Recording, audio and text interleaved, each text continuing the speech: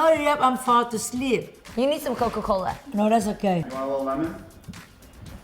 Yeah? It's good lemon. Oh my God, you weirdo.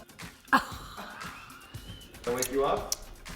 Get it with milk. Can you believe she's somebody's grandma?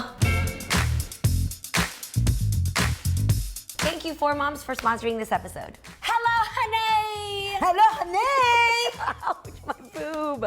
Mom! Yeah! This is precious cargo. Well, I'm very much looking forward to sharing with you guys my labor story because I have not told anybody about how Monaco got here, what went down, what I learned. But first I want to tell you about something that we have been using religiously. It's Monaco's favorite thing, Four Moms Mamaroo multi-motion baby swing. Monaco loves this swing. We've got several of them in the house. Now they've updated it with an even better swing. It's gonna be available soon. The one thing about babies is that their needs are always changing when it comes to being held. So this swing mimics the way I hold her, like side to side or even up and down. Basically anything Monaco needs, the Mamaroo can do. You can even download the Mamaroo app and control the speeds and the sounds right from the app on your phone. Four Moms is releasing this new Mamaroo early this summer and they're giving my fam its sneak peek on a look into the future. It's got the same cool movements, but it's updated with new Wi-Fi integrations, new sounds, and their new 3 to 5 point harness. There's really cool updates on the app as well. It's so sleek, you guys. I can't wait for you guys to check it out. Be the first to know by clicking the link below and signing up to get more information, or you can go to fourmoms.com. Honestly, I've been excited to share my labor story, but the only place I can share it is here because it's such a long story. I saved this story for my fam. Out of all the ways of having the baby, I decided to get induced. December 29th was the day that we decided to go in to induce the baby.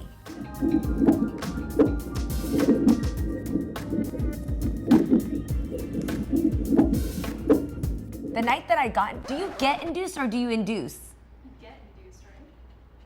Yeah, because the doctor is inducing you, I think. Is it like getting inducted into the Hall of Fame? Yeah, it's exactly like that. Okay, the night that I got inducted into Monaco's life, I really enjoyed my night. I wanted to be a real diva, and I decided to have all the fixings that would make me happy before going into the hospital. So that night, we had the most luxurious dinner. It was me, Mama Mai, Jeezy, Marty, and Rosalina. special dinner before she go to the hospital. Then we packed the bags. She packed a lot. A lot. Look like she moving for a month.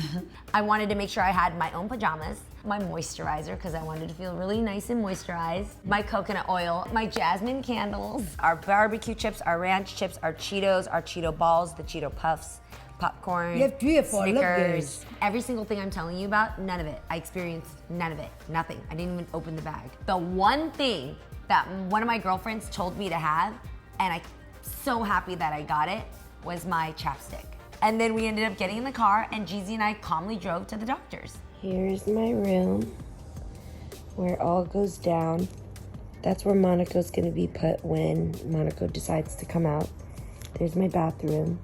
My husband slept right here, but he was so sweet, he moved it right here, so he slept right next to me. And now I'm gonna go take a shower, and at 8 o'clock, they're putting Pitocin in, and it's gonna make me cramp more than it is now, and we're gonna wait and see when I get dilated enough to have the baby.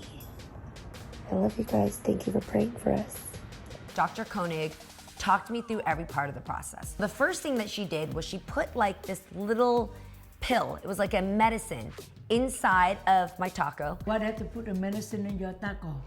to make sure that my taco hole opened up big enough because it has to be big for the baby. Step 2 is they did this balloon thing inside of my Pikachu and said that when I dilate enough, this balloon will fall out. I'm ingesting another medicine that's supposed to help the contractions to start. It feels like a giant takes the sides of your stomach, presses in with their acrylics, Yeah. squeezes your stomach back and forth like this, and then lets go.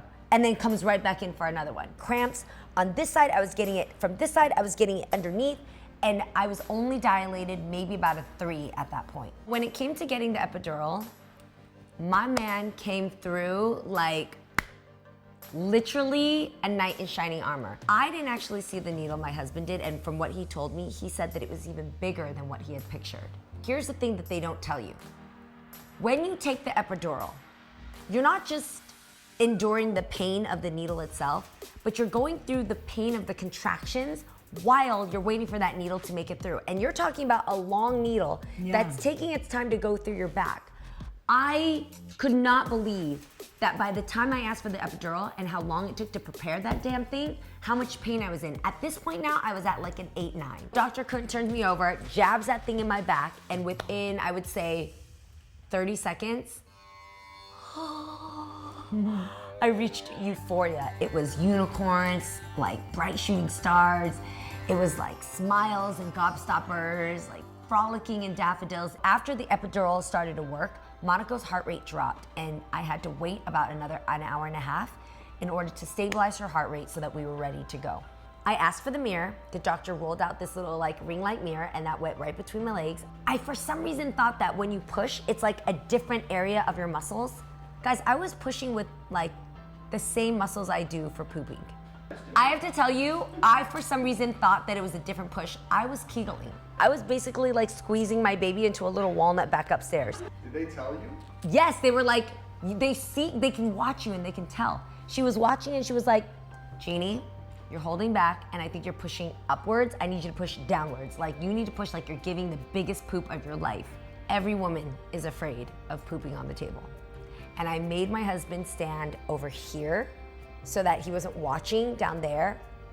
But then I started seeing what was coming out of the mirror and it looked so cool that I was like, babe, you gotta see this, come look, come look. When Dr. Koenig put her hand inside my Pikachu, she told me I can feel hair. There's a lot of hair here. Guys, this is good. I got really self-conscious because I thought she was talking about the hair in my but it wasn't that. It was Monaco's hair, I was sure of it. Because I waxed, Mom, I waxed. 7, 8, 9, and 10. Oh my God! Look at how much work you did. Yeah. That was a good one. Well, they will tell. Babe, there's a head. I get it. I'll wait till it comes out. Oh my God, babe, this is crazy. Oh my God, I saw this much head. There's so much hair. I told you. And it's black.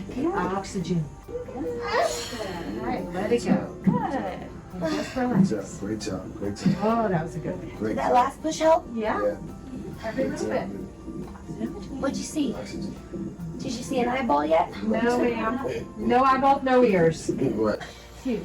Oh, I can't. It's gonna tear and I can feel it. No. It hurts. It does hurt. You gotta push through. Push. Come on. Cody, come on, push. It's fine. Push. It does hurt. You're right. Push. There. So as soon as I had the mirror and she told me that the baby was right there, crowning, I started to push really good. I kept pushing and pushing. My man was helping me. He was encouraging me. I was like, tell me I'm beautiful. He was complimenting me. He was letting me know I was doing a great job. Dr. Koenig was doing the same thing. I was watching the mirror, and here's why the mirror was so helpful. Because every time you push, as hard as you push, when you let go, when your muscles relax, everything goes back in a little bit. So for every 100% that you push, maybe only 25% sticks because 75% goes back in. When I was able to see her head, I was able to push, and then I would race the doctor and be like, no, I don't want to rest, let's go again. So I would be like, "Argh!" and she'd come out a little bit, and I'd say, no, resting, let's go again. Argh! And then if I rested too much, she started to go in, and I'd say, no, let's go. Argh! And eventually, did you hear her? Yeah. Did you hear her? She knows, I know, Monaco, you did so good. What was my one goal I wanted to do, Mom? Went to When it comes to giving birth, pick up the baby? I wanted to pull the baby out. Yeah. Wow. Push again. Push. Push. Oh,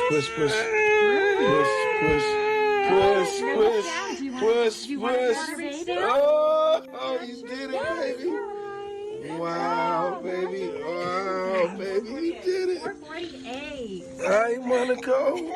You did it, my love. Favorite part of my birth story was when the doctor turned to Jeezy and said, do you want to find out if you're having a son or a girl? Are you kidding me? She's a girl. Oh, my God. I never have heard my husband sound so surprised because everybody thought it was a boy. I sat on this very couch and went through a whole bunch of tests and games that basically determined I was having a boy. So swinging from side to side, that means it's a boy. Even fortune teller say you have a boy. Can you tell me about this fortune teller you found, Mom? Can you tell me about this fortune teller? Your first one. And the first one is the boy. Oh, he didn't have a boy. Hell no! Do you guys remember that guy sitting here so sure, like so positive that we were having a boy? That's a boy. If you guys remember though, I actually said, I think it's a girl. I don't know why, but the baby is very emotional, and this is a total stereotype. Women may display their emotions more than boys, so I feel an emotional connection with the baby, so I think it's a girl, but then I put a boy because maybe then it's a really sensitive boy. Yo, God came through. I know, Coco, you killed it, you did so good. It was that moment that I felt like I was born. I felt like I experienced a whole new coming to understanding life.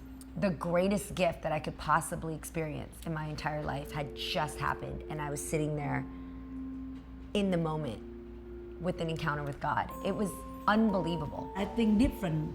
Even I have my 3 children, okay? When Jeannie came out, I thought, now I'm a mother, and I say to myself, I have to go home and kiss my mom because now I know how my mom been through the whole thing. But she never thanks me. Man, she never say one word about me. She don't say one word at all. Even now, she didn't say anything. You see that?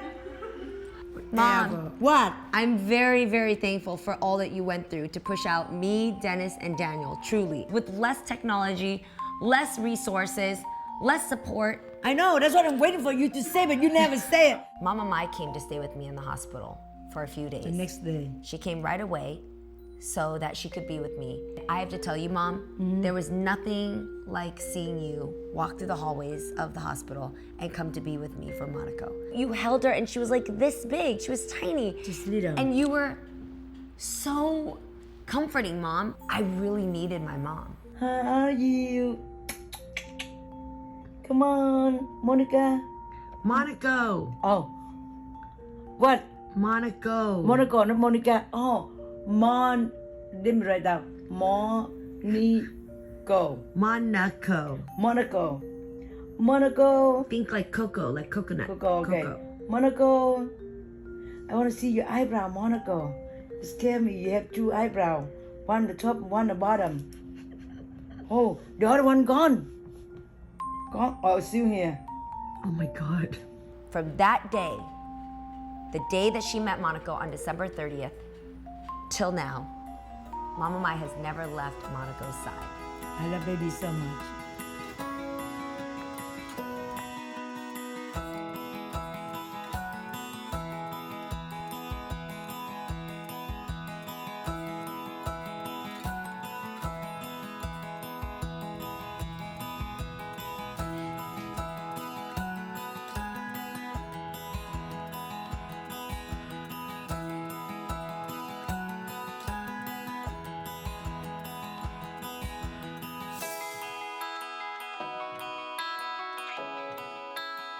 Thank you so much for watching this episode, you guys. Thank you for being a part of the journey. Don't forget to subscribe. Don't forget to subscribe. I love you guys.